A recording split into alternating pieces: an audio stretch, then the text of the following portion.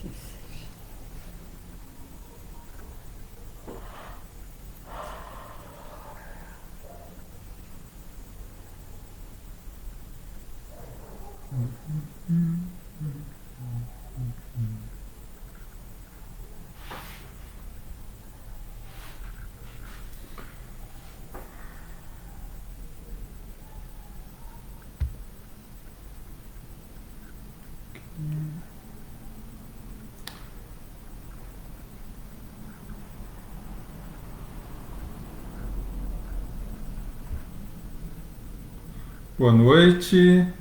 Boa noite aos que estão chegando, sejam bem-vindos. Vamos iniciar a nossa live. Carlos, boa noite Hélio, boa noite Rô, boa noite João, boa noite Fátima, sejam bem-vindos Mila, seu Flávio, boa noite a todos os irmãos que estão chegando aí. Fábio, Laura, Tatiana, Lalinha, seu Paulo, Silvana, Marina, boa noite. Thelma, boa noite. Vali, seu Macir, boa noite a todos. Hoje vamos estar. Olívia, tudo bom? Maria Luísa, Eliana, Valdete, Marcelo, boa noite. Hoje, como todas as quintas-feiras, estaremos aqui com a nossa live de perguntas e respostas, né? Nosso já tão conhecido Pinga Fogo. Como eu tive que fazer algumas modificações aqui na transmissão, eu só queria confirmar com vocês. Oh, que honra ter a Valentina assistindo conosco! Bom, como eu tive que fazer algumas pequenas alterações aqui na transmissão, eu só queria confirmar com vocês se o áudio e o vídeo estão ok, tá? Maria, boa noite. Odete, boa noite. Altino, Sandra, Rosana. Gente, vocês estão me ouvindo? Como que está o som? A imagem e o som, por favor. Ok, ok. Sandra, tenta reiniciar então, Sandra. Ok, ok. Tá ok? Ótimo, ótimo. Karen, minha irmã, boa noite. Ivan, ok, ok, ótimo. Ótimo. Então daqui a pouquinho, 2 minutinhos, a gente já vai começar. Ótimo. Ô Zéza, boa noite. Licélia, Inês. Ah, ok. Maria Ângela, boa noite. Oh, ótimo, Sandra. Maravilha. Perfeito, perfeito. Então, mais 1 minutinho a gente já inicia e com o mesmo ritual de todas as quintas-feiras, né? Nós vamos abrir para questões até 8h45, 8h50 e depois vamos encerrar as perguntas para que eu possa acabar de respondê-las e logo após a vibração pelos necessitados, o passe e a fluidificação das águas, tá? Hoje nós vamos iniciar com algumas. Boa noite, Luiz, boa noite, Nando, boa noite, Sônia, Edson. Hoje nós vamos iniciar com algumas perguntinhas que eu recebi fora aqui, tá? Mas assim, umas perguntas específicas. Então eu vou fazer rapidamente essas questões e aí a gente já inicia de vocês, tá bom? Mário, boa noite. Maria Luísa, boa noite. Alessa, boa noite. 8 horas. Vamos iniciar então nosso encontro?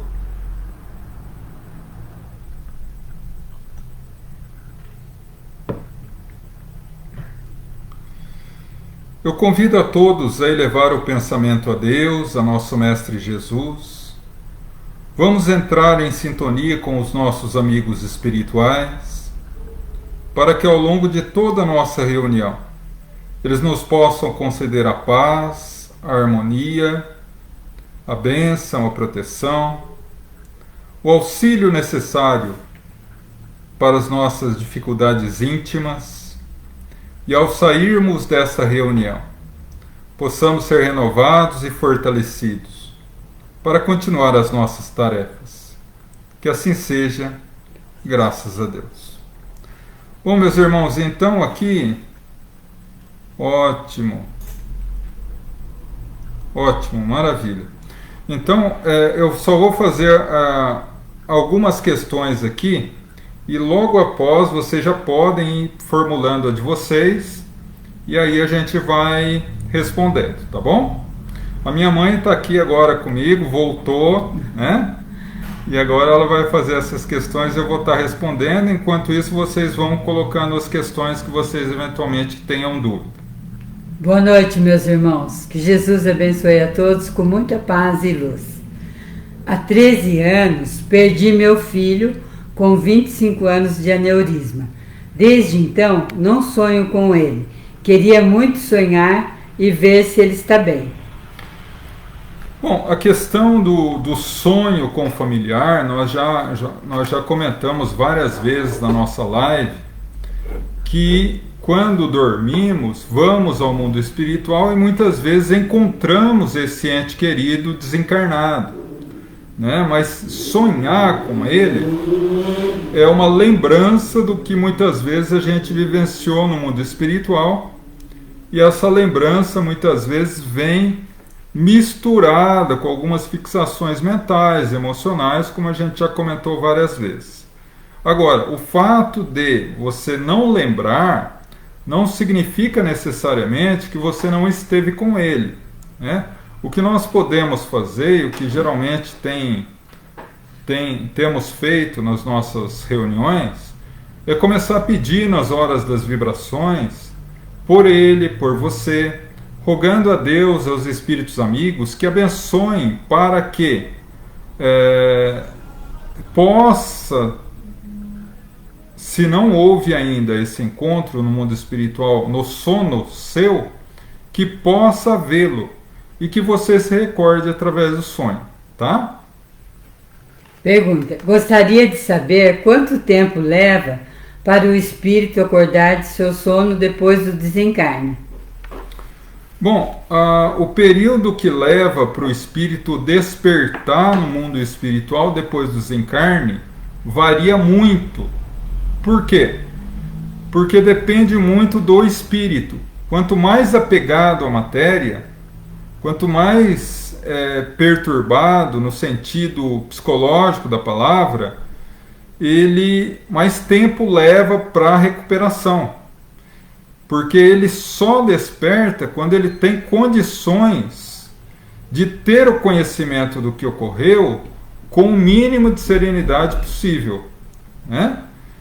Mas aqueles que já têm um certo conhecimento, mas sobretudo aqueles que têm uma vida pautada pela ética, uma vida pautada pelo desapego, e quando eu falo desapego, eu não estou falando abandonar tudo na matéria, mas eu estou falando em estar não fixado demais a matéria. Então, nesse sentido, o espírito tem uma facilidade maior, o processo de adaptação dele é mais fácil e, portanto, o processo de despertamento e conhecimento do que ocorreu, através de familiares que já foram, dos amigos espirituais, é muito mais rápido, tá? Porque o espírito da verdade se chama de espírito de verdade? Será que só ele é de verdade? Não seria espírito que diz a verdade? Ou um erro de tradução? Bom, na verdade, essa questão do espírito da verdade ou espírito de verdade já rendeu bastante já também, né, nos estudos. Porque lá no capítulo 6 do Evangelho segundo o Espiritismo, o Espírito, o Consolador prometido, todas as mensagens são escritas ou passadas por um Espírito intitulado o Espírito da Verdade, ou o Espírito de Verdade, né? Então a primeira coisa que a gente precisa notar que em algumas traduções do Evangelho segundo o Espiritismo está o Espírito de verdade. Em outras está o Espírito da verdade. Mas aí é apenas uma condição de tradução. Tá? Em realidade, nós espíritas, através do estudo, da compreensão das obras básicas, sabemos que o Espírito da ou de verdade, ele é composto por uma equipe de milhares de espíritos que colaboraram na codificação e que são verdadeiros representantes diretos de Jesus Cristo, que como governador espiritual do planeta, dirigiu pessoalmente esse movimento da codificação. E por que Espírito da ou de verdade? Quando nós lemos um livro, infelizmente esquecido pelos espíritas, Obras Póstumas, lá na segunda parte do livro, há uma mensagem de Kardec intitulada O Espírito Familiar, e que ele narra um episódio ocorrido com ele. Certa noite ele estava no seu lar com sua esposa e começou a ouvir pancadas no seu escritório. Tentava localizar a origem das pancadas e não conseguia descobrir de onde vinha isso, né? Nem ele nem a esposa conseguiam descobrir, até que eles foram dormir. No outro dia havia reunião na Sociedade de Estudos Espíritas de Paris. E quando o espírito que dirigia a reunião, São Luís, se manifestou, Kardec perguntou a ele o porquê dessas batidas. E São Luís disse que se tratava de um espírito familiar a Kardec, que faz parte da sua família espiritual. E aí ele perguntou por que ele bateu na sua casa. Porque é incomum isso. E aí o espírito diz: pergunte a ele mesmo, porque ele está aqui. E Kardec, diante disso, perguntou ao espírito: espírito familiar, primeiramente, obrigado por estar aqui. Gostaria de saber por que bateu na minha casa. Gostaria de comunicar-se contigo. E como deveria chamá-lo? E aí o espírito diz: para ti, ou seja, para você, chamar-me-ei a verdade. E a partir desta semana, estarei à sua disposição 15 minutos por semana para quaisquer dúvidas que você tenha. E a partir daí, o Espírito de Verdade e a sua pleiade de espíritos luminosos começaram a assessorar Kardec. Naturalmente, aqui não cabe me aprofundar muito, mas esse diálogo se deu entre Jesus e esse espírito familiar era Jesus Cristo, o próprio Espírito Verdade. Então, na realidade, o termo correto seria Espírito Verdade. Mas, por um equívoco de tradução, enfim, se colocou em algumas traduções de e outras da. Mas, em realidade, verdade. E por que verdade? Porque o próprio Cristo se colocou como sendo o caminho, a verdade e a vida, né? Então esse assunto, eu acredito que está bem esclarecido na segunda parte do livro Obras Póstumas, no texto intitulado Um Espírito Amigo ou um Espírito Familiar. Se ficarmos chamando uma pessoa que desencarnou recentemente, faz mal para a pessoa? Faz mal chamar constantemente um recém-desencarnado. Por quê? Porque nós não sabemos a condição dele. Não sabemos como ele está. Se ele ainda está no processo de adaptação no mundo espiritual, ele pode sentir um certo desconforto com esse chamamento do ser querido, né? Então, o ideal nesse período é orar muito por ele, pedindo à espiritualidade que o abençoe e que ele se recupere rapidamente no seu processo de adaptação, para que assim que possível possamos visitá-lo em sono ou ele nos visitar. Se a pessoa contrai uma doença incurável, é porque ela está pagando alguma coisa que fez de ruim na vida passada? Se a pessoa adquire uma doença incurável, ela está pagando alguma dívida do passado? Em realidade, a gente precisa primeiro analisar o seguinte: ninguém paga nada a ninguém, porque Deus não castiga ninguém. Tudo que acontece conosco são oportunidades de reparar o equívoco que nós próprios fazemos. Toda ação positiva e toda ação negativa gera consequências no nosso corpo energético, que Kardec determinou o nome de corpo periespiritual. Então, sempre que cometemos um equívoco, se mancha ou se machuca, em linguagem bem comum, o corpo periespiritual. Em outra existência, nós projetamos situações e vivências que nos possibilitarão reharmonizar esse corpo espiritual. E muitas dessas vezes, o processo de enfermidade é um remédio amargo, porém eficaz nesse processo de reajuste perispiritual. Portanto, quando se advém uma doença, a doença não advém de fora para dentro, mas de dentro para fora. No livro Evolução em Dois Mundos, André Luiz deixa muito claro isso, né?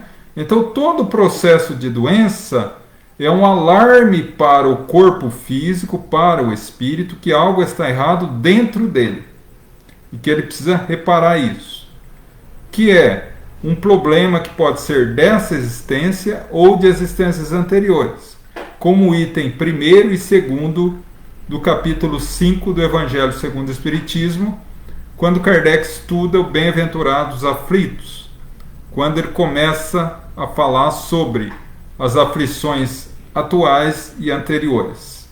Então, todo o processo de doença, ele é gerado por um distúrbio no espírito.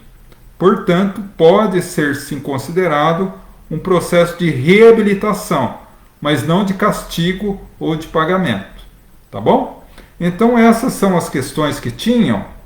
Então, a partir de agora, vamos começar a responder as de vocês. Tá bom?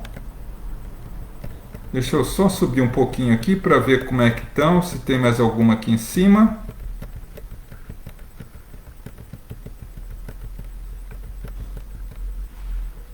Deixa eu ver. Não.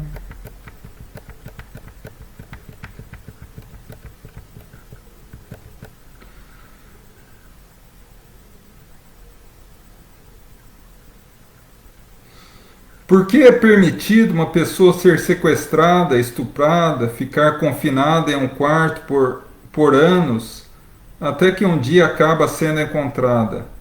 Mas passou anos a fio nessa situação. Me parece tão injusto. Bom, em realidade, essa pergunta ela vem complementar a anterior da doença. Né? Em todas as situações que nos parecem injustas, a primeira questão que a gente tem que elaborar é o seguinte: Deus é justo? É a primeira pergunta. Por quê?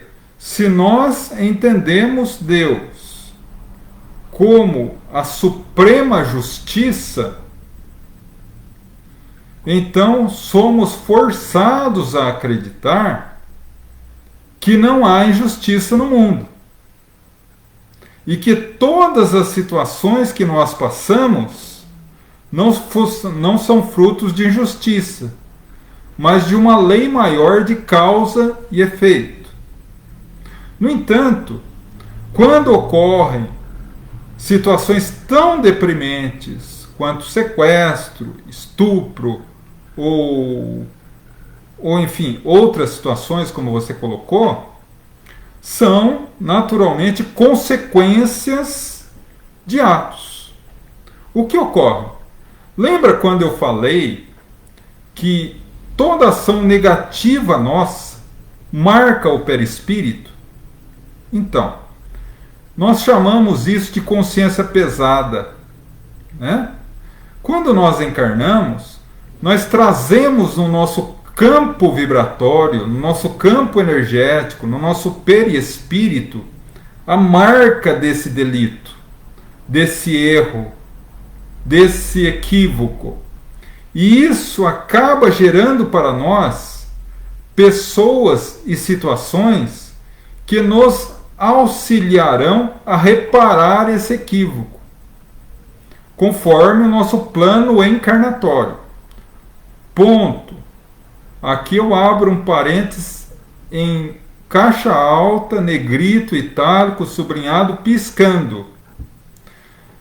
Isso não quer dizer que nós vamos projetar uma encarnação para ser estuprado ou para ser sequestrado. Não. Ocorre o quê? Que nós podemos resgatar as nossas dívidas com a nossa consciência, com o nosso perispírito, através da prática do bem. Mas quando vemos os nossos delitos, nós entramos muitas vezes em um processo de remorso e optamos por resgatar através do sofrimento. Então, diante dessa situação, nós atraímos para nós situações dessa natureza, que nos habilitarão a resgatar também. Não pelo amor, mas pela dor. Mas essa foi uma opção nossa. Porque se caminharmos pelo caminho que é a injustiça, o problema é de Deus. E eu sou uma mera vítima. E aí, o problema não sou eu. O problema é Deus que está me castigando. Só que Deus não castiga ninguém. E Deus não é injusto. Portanto, tudo o que me ocorre está vinculado a uma lei maior da lei de causa e efeito. Tá?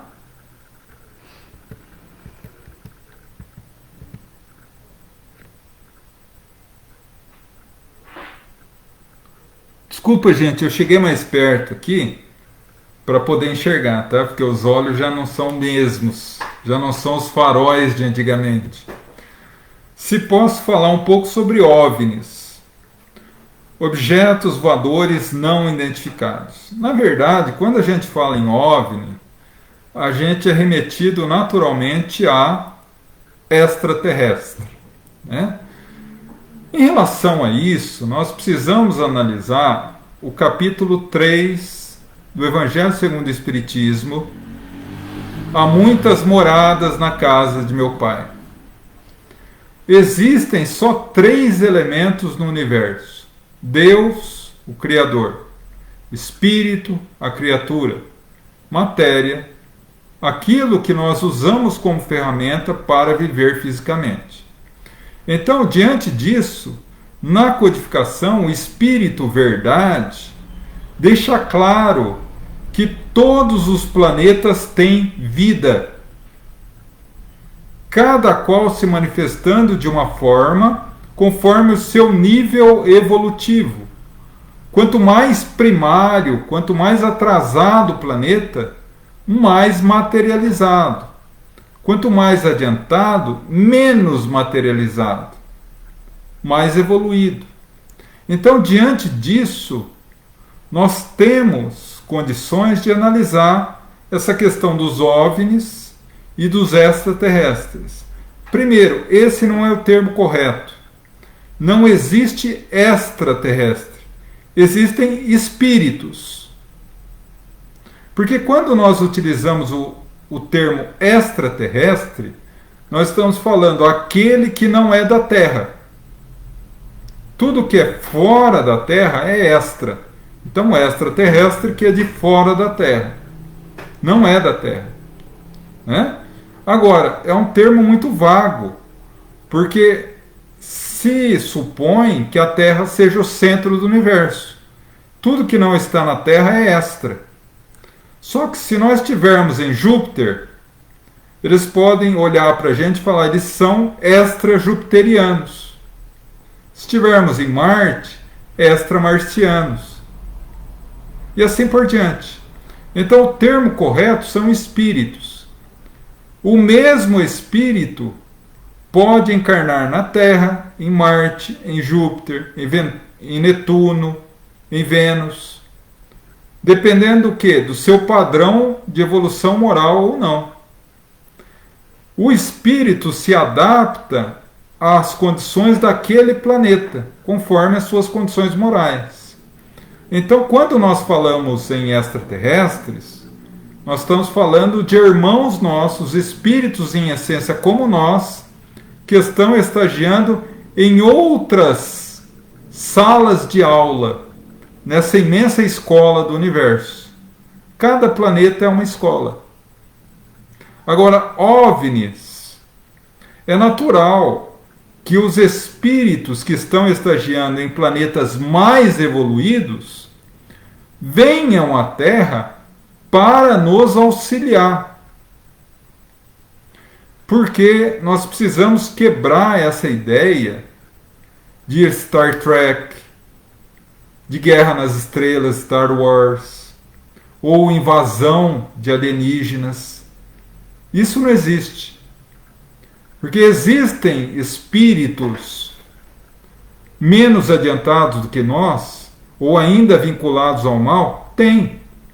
Mas Deus não permite que eles tenham tecnologia suficiente para sair do seu planeta. Tanto que nós, há 50 anos atrás, chegamos à Lua, que é aqui do lado. Né? Por quê? Porque o ser humano ainda não tem condições de entrar em comunhão com os seus irmãos do sistema solar. Estamos caminhando para isso, mas ainda não tem. Tá? Bom, vamos lá.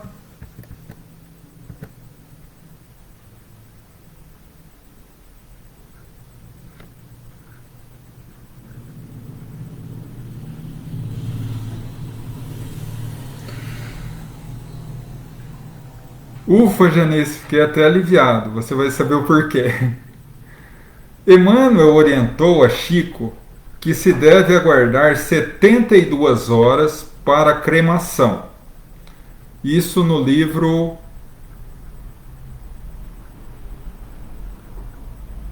Nossa, me fugiu o nome do livro agora. Consolador. No livro Consolador. Porque para o sepultamento não há esse tempo? Bom, por um simples motivo. O processo de desencarnação, ele não é imediato como o processo de morte. A morte se refere ao corpo físico. O desencarne ao desligamento do espírito do corpo físico. Desligamento por quê? André Luiz nos fala no livro Mecanismos da Mediunidade que o espírito se liga ao corpo físico pelo perispírito, célula a célula.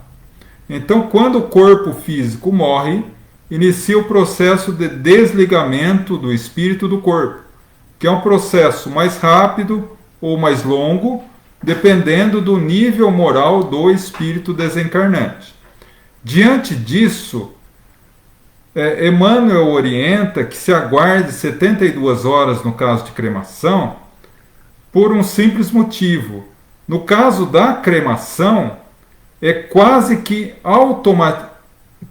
imediatamente o corpo é incinerado, ou seja, desaparece por completo. Então eles necessitam desse prazo para finalizar o processo de desligamento do corpo, porque o corpo desaparecerá, virará cinza na cremação. Agora, quando ele é sepultado, não há esse prazo, porque o processo, mesmo que leve mais tempo, não tem problema, porque a constituição física do corpo está sendo lentamente deteriorada. Então é um processo muito mais tranquilo, entre aspas, para a espiritualidade superior fazer esse desvinculamento, esse processo de desligamento do espírito do corpo físico. Não que não deveremos utilizar a cremação, pode ser utilizado, e é um mecanismo de elaboração do corpo do defunto ou do cadáver muito lícito, né? Mas a espiritualidade trabalha com afinco para que se possa fazer o desligamento do espírito no prazo de 72 horas no máximo, para que se possa, após isso, o espírito estar totalmente desligado do corpo e o corpo, entre aspas, desapareça na cremação. O que não ocorre no processo de sepultamento, porque o processo de deteriorização do corpo é muito mais lento, né? Então é por esse motivo, tá? Vamos lá.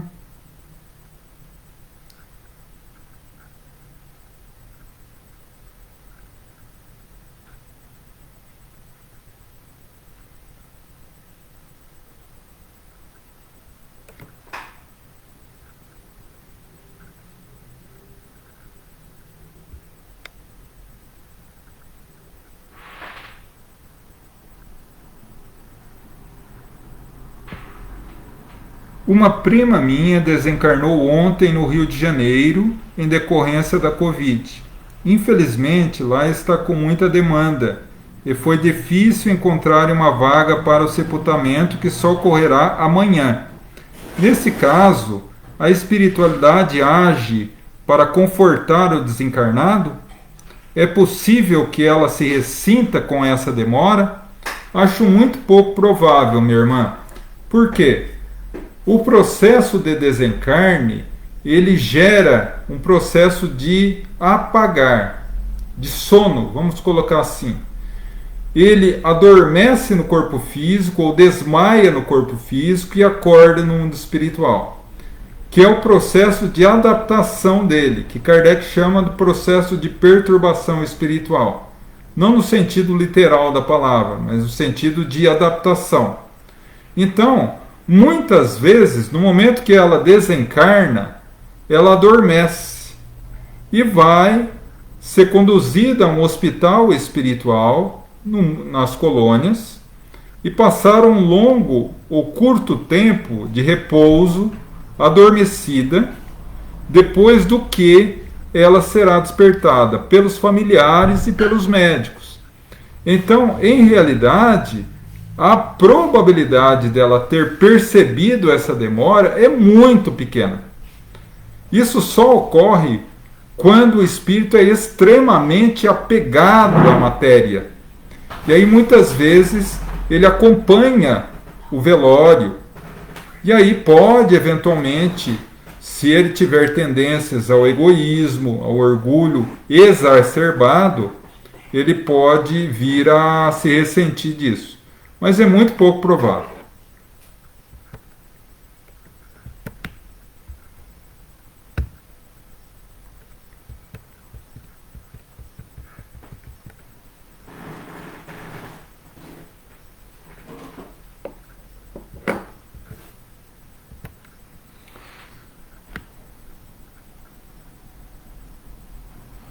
Meu pai desencarnou. Eu, uma semana que ele desencarnou, senti cheiro de flores e logo remédio.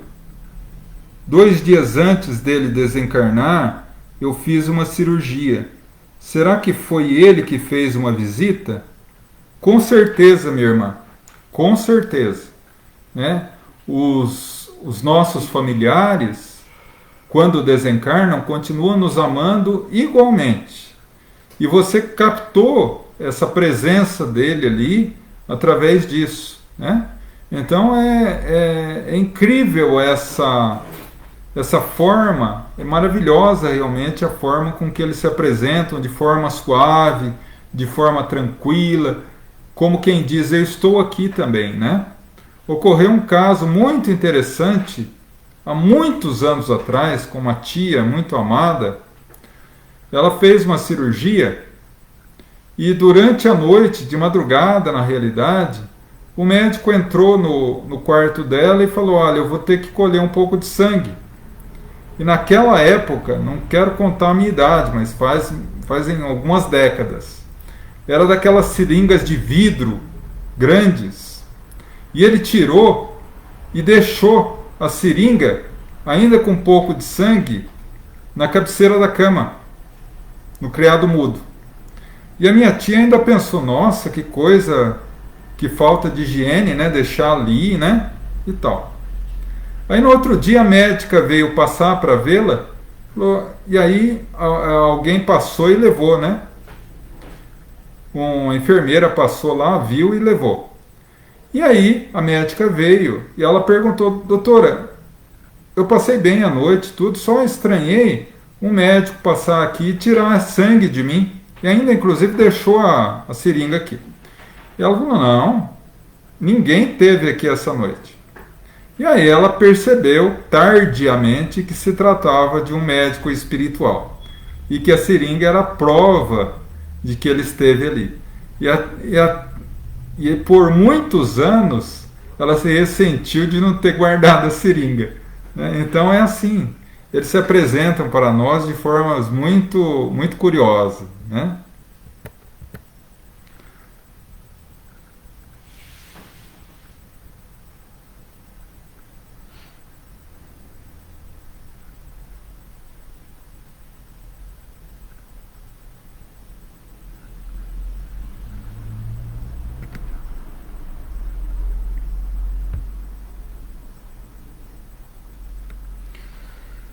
João, observa a criança mais pura, chegam até a falar sozinhas. Os jovens da adolescência, até os seus 30 anos, realmente, porque hoje em dia a adolescência está perdendo o limite, né? Se intitulam ateus na vida madura. Muitos, até por desespero, se entregam à crença, a essa crença do ateísmo, né? Esse processo é feito a si mesmo devido ao livre-arbítrio? Sim, Valmir, infelizmente, o que ocorre? Todos nós trazemos uma ideia inata de Deus, porque nós viemos do mundo espiritual. Né? Então, durante a infância, o espírito ainda não tomou conta, ele não se assenhorou completamente do seu corpo físico, principalmente do seu cérebro. Então ele tem uma facilidade muito grande de contato com o mundo espiritual até 6, 7, 8 anos. Porque o próprio André Luiz nos fala que o processo de encarnação na Terra se completa definitivamente pelos 6 a 8 anos de idade, quando todos os laços periespirituais estão firmemente ligados ao novo corpo. Então, nesse período, que é a primeira infância, ele passa por experiências espirituais. Mas, conforme for a sua condução educacional dentro da família, e aí quando eu falo condução educacional, eu não estou falando de conhecimento de escola, eu estou falando de educação moral dos pais em relação aos filhos. Ele pode não ter plantado no seu coração espiritual noções de Deus, noções de religiosidade, noções de, enfim, de esperança, de fé.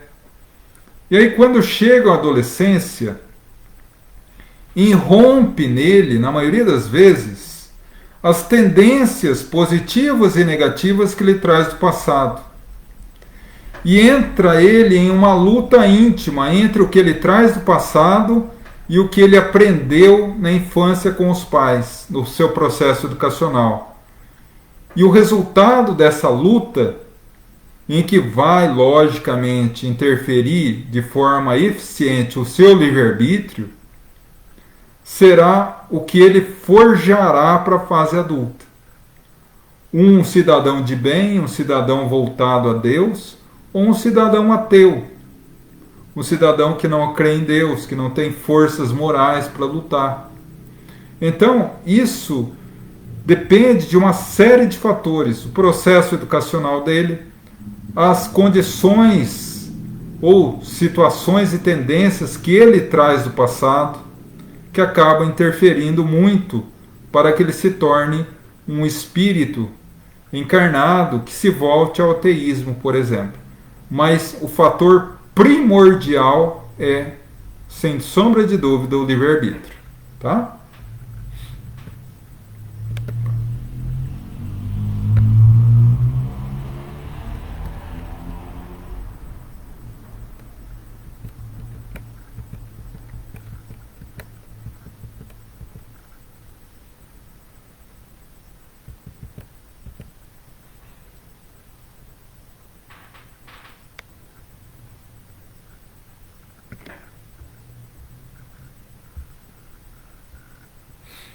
Muitos médicos se curvam à espiritualidade depois de se verem alguns casos de cura considerados verdadeiros milagres.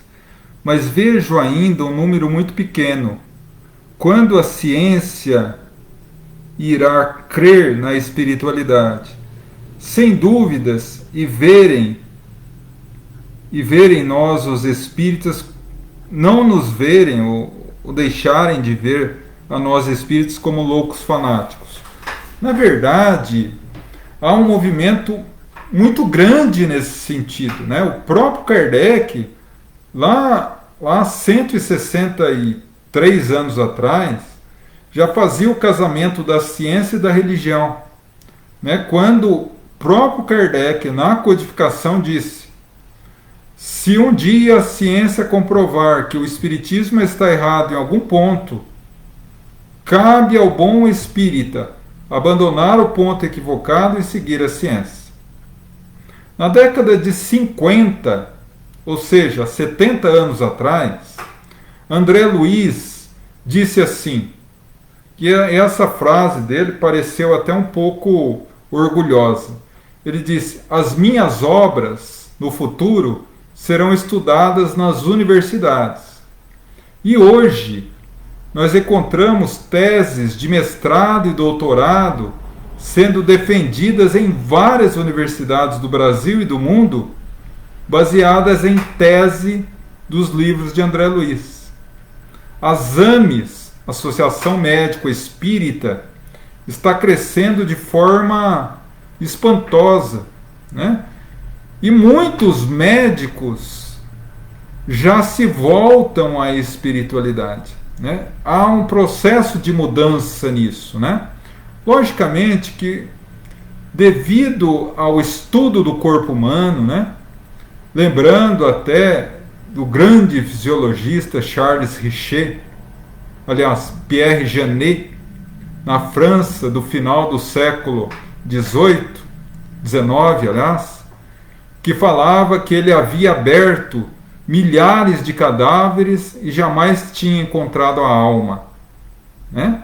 Então, a medicina, dependendo da forma que o indivíduo é, no seu sentido mais profundo, ele é jogado ao materialismo, ao ateísmo, ou ele encontra na medicina mais uma ferramenta que o alavanca para crer em Deus e na espiritualidade superior, né?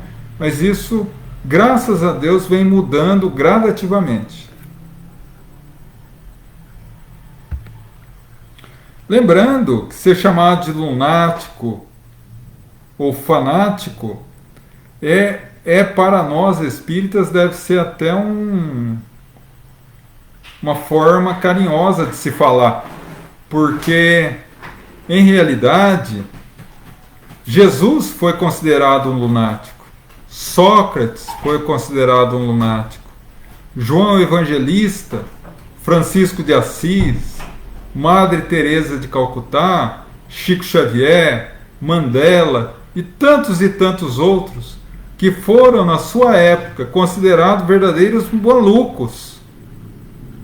E hoje a história os vê como expoentes da nova era, né?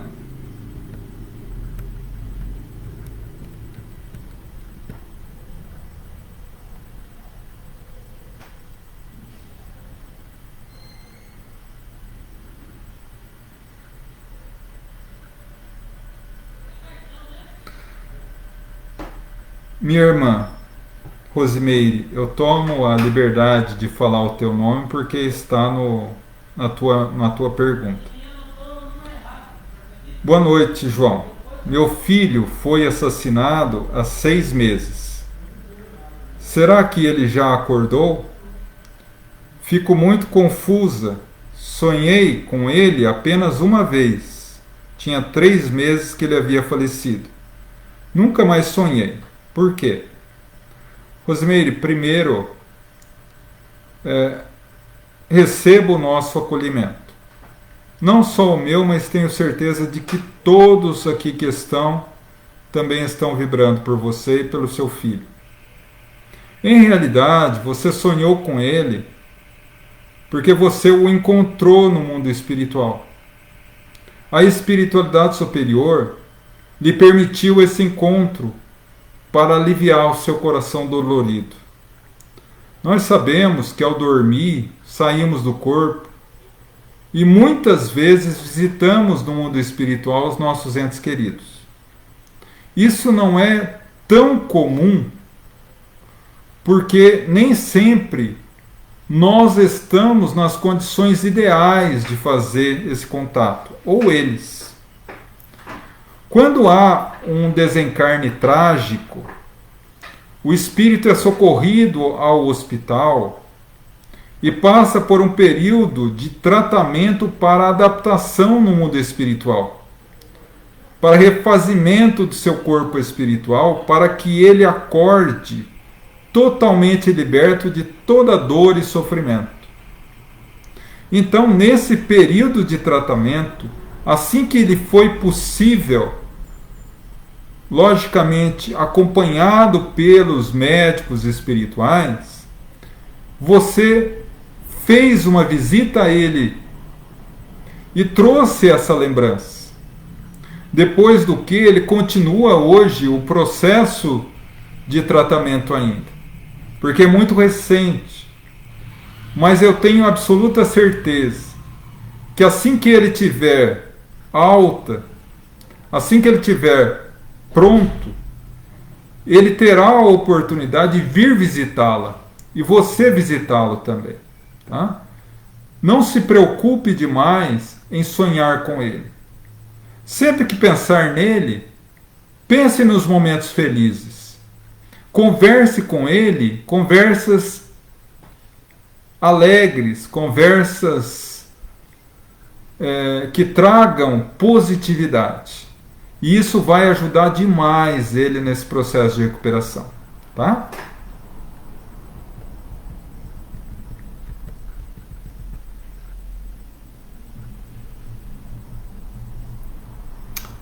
Eu estava com saudade da sua mãe. Abraço, dona Madalena. Sim, ela também está abraçando vocês todos aqui, meus irmãos. Ela também estava morrendo de saudade.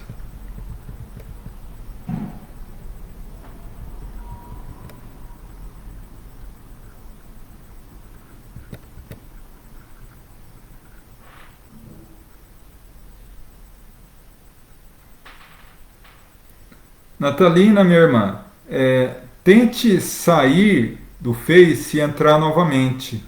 Talvez melhore a transmissão, tá?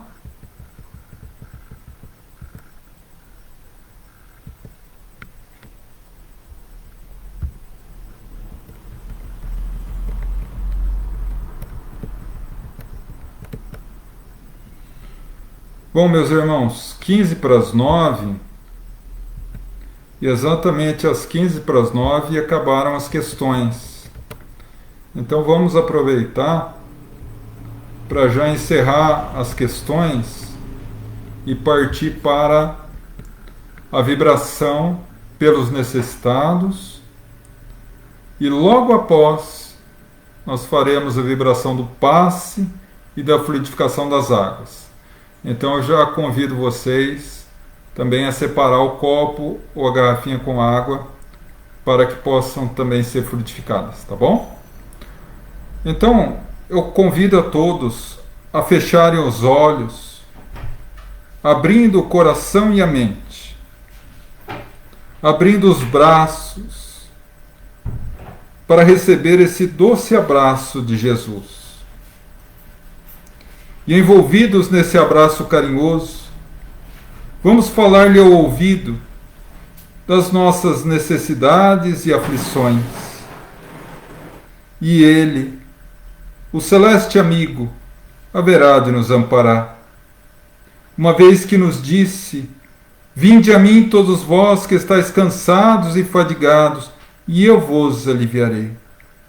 Rogamos, Pai, pelos nossos familiares, presentes, ausentes, próximos, distantes, onde quer que se encontrem, possam receber a visita amiga dos missionários do amor, levando o bálsamo da paz e da harmonia a todos.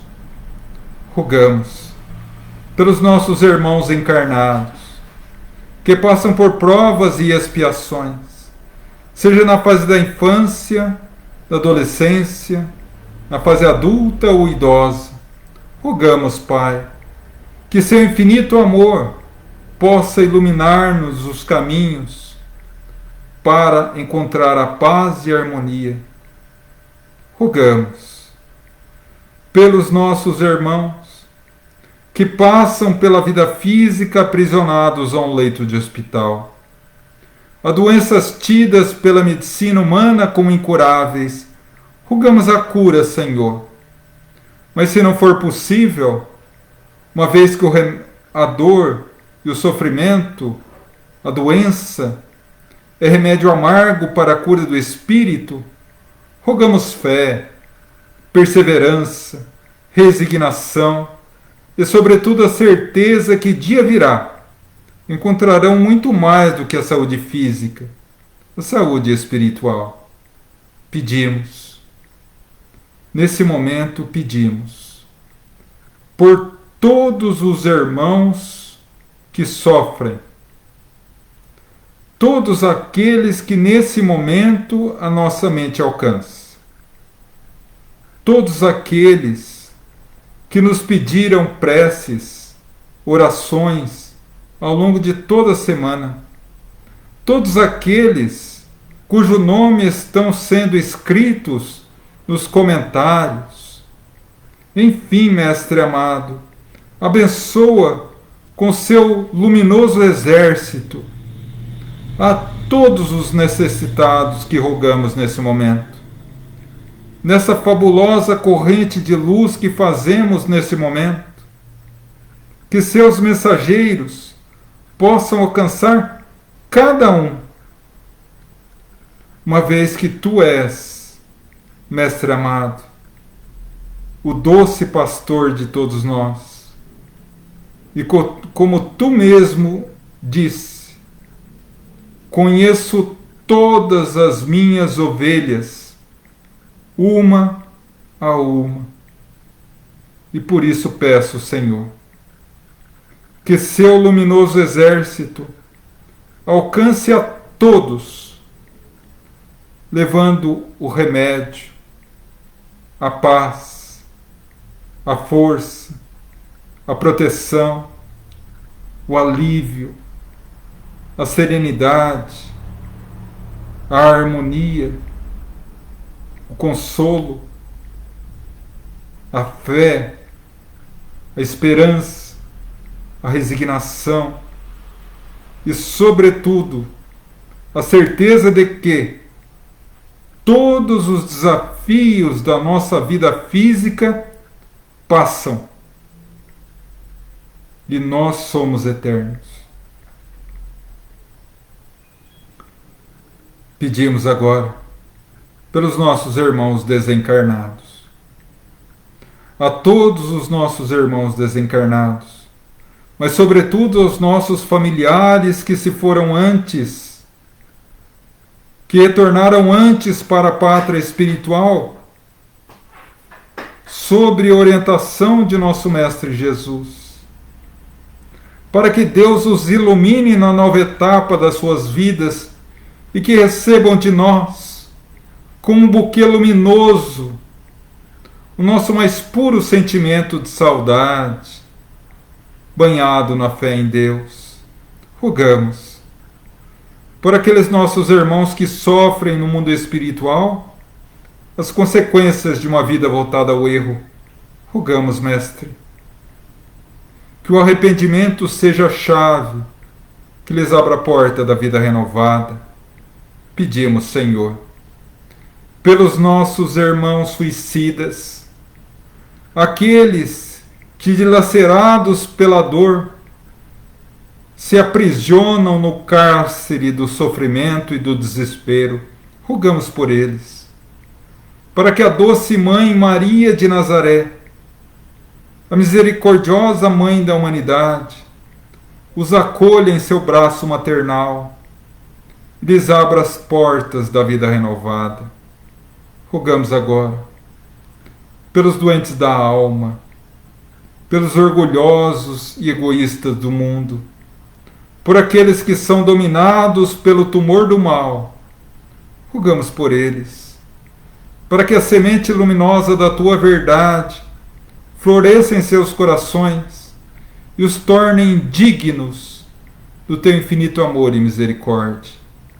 E assim, agradecidos a Deus, o Pai da vida, a Jesus, o constante amigo, e a legião de espíritos amigos que nos abençoa, nosso profundo agradecimento e gratidão. Pai nosso, que estais nos céus, santificado seja o vosso nome. Venha a nós o vosso reino. Seja feita a vossa vontade, assim na terra como no céu. O pão nosso de cada dia dai-nos hoje. Perdoa nossas dívidas, assim como perdoamos os nossos devedores. Não nos deixa cairmos em tentação, livrando-nos do mal, porque teu é o reino, poder e glória para sempre. Que assim seja. E agora, vamos partir para a vibração dos passes e da fluidificação das águas. Vamos, nesse momento, continuar com os olhos fechados e abrir as portas da nossa mente e, pela força da nossa imaginação, vamos perceber que gotículas de luz caem no nosso ambiente, aonde estamos. Caem do teto, como se fosse luminosa garoa, a nos renovar a alma. Percebemos, maravilhados, que a garoa se intensifica e essas pequenas gotinhas de luz, ao nos encostar, são absorvidas por nós. O ambiente que estamos, o nosso lar, os nossos familiares, nesse instante, se resplandecem em luz. E nós começamos a captar essa energia luminosa, que corre todas as fibras do nosso corpo físico, reestruturando a harmonia e o bom funcionamento das células.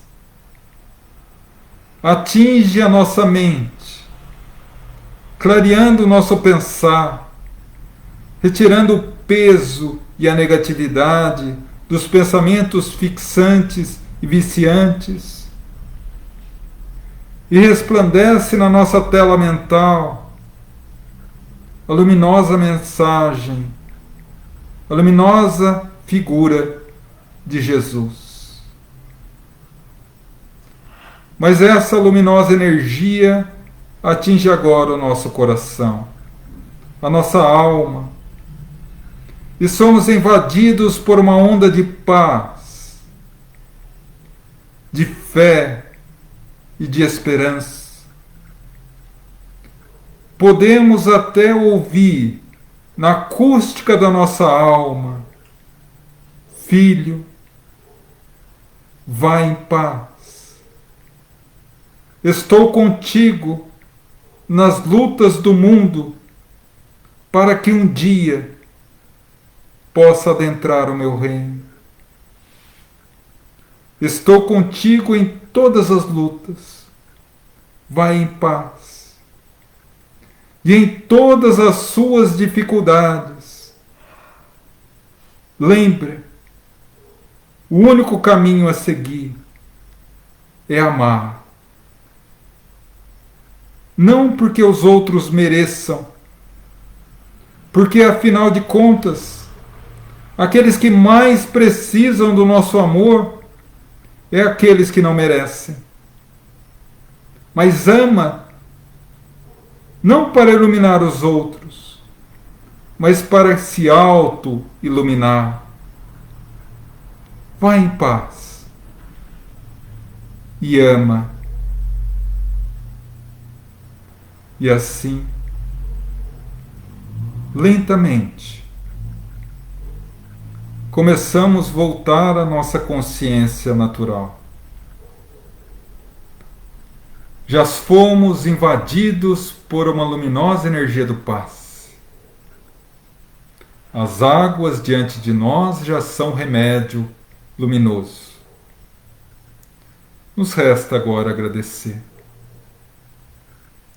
Agradecer aos nossos mentores espirituais, que de forma tão amorosa nos orientam ao longo de toda a nossa vida. A todos os trabalhadores de luz do GAEFA, que estão aqui conosco nesse trabalho e que mais uma vez nos permitiram a oportunidade dessa abençoada reunião. Agradecer a Francisco de Assis, o patrono da nossa casa, a Doce Mãe Maria de Nazaré, rogando a Doce Mãe que abençoe a toda a humanidade com seu manto de bênçãos. A Jesus Cristo, o divino amigo de todas as horas, pedindo força para que possamos, na nossa vida prática, colocar o amor em ação.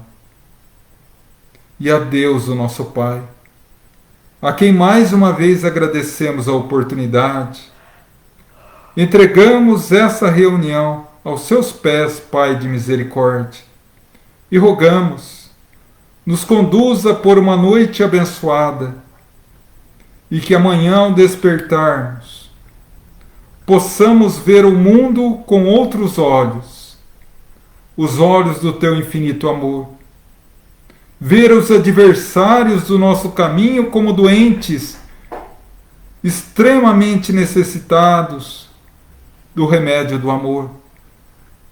Que possamos ver em nós o remédio para a cura de todos os nossos males, que é a reforma íntima, que é a prática do amar, mesmo que muitas vezes não sejamos amados.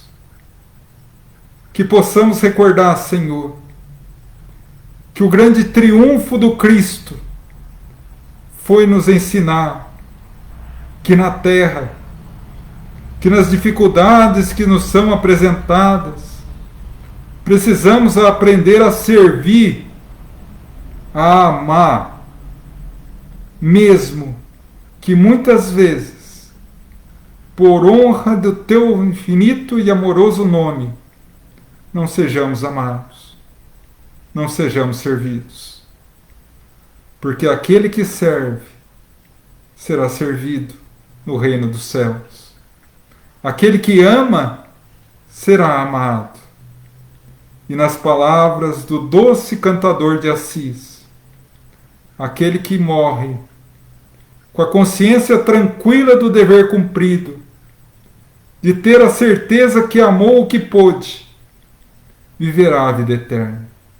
Que assim seja, graças a Deus. Bom, meus irmãos, e assim encerramos mais uma reunião. Nosso profundo agradecimento a todos que estiveram conosco, compartilhando dessa energia gostosa que nessa noite invadiu a cada um de nós. Desejo a todos uma noite abençoada, um final de semana de muita luz, muita paz. Afinal de contas, amanhã vai sextar, né? E dizer que esta live continuará na nossa página do Grupo de Assistência Espiritual Francisco de Assis. Daqui a alguns momentos também estará no nosso canal do YouTube, o Gaefa Espírita, juntamente com todas as outras lives de Pinga Fogo da quinta-feira e as lives de terça-feira da explanação do Evangelho. Gostaria de agradecer o movimento que vocês estão fazendo também para se inscrever no canal, no nosso canal HF Espírita, para que possamos chegar aos 1000 inscritos e a partir daí começar a fazer a transmissão simultânea, Facebook e YouTube, para difundir um pouco mais. Falta pouco, graças a vocês que estão confiando em nosso trabalho, no trabalho da nossa página e do nosso canal. Minha profunda gratidão. E do mais, que Deus, nosso Pai, nos abençoe. E terça-feira, às 8 horas, mais um encontro, se Deus assim permitir. Fiquem em paz, meus irmãos. Que Jesus nos abençoe a todos. Muita paz.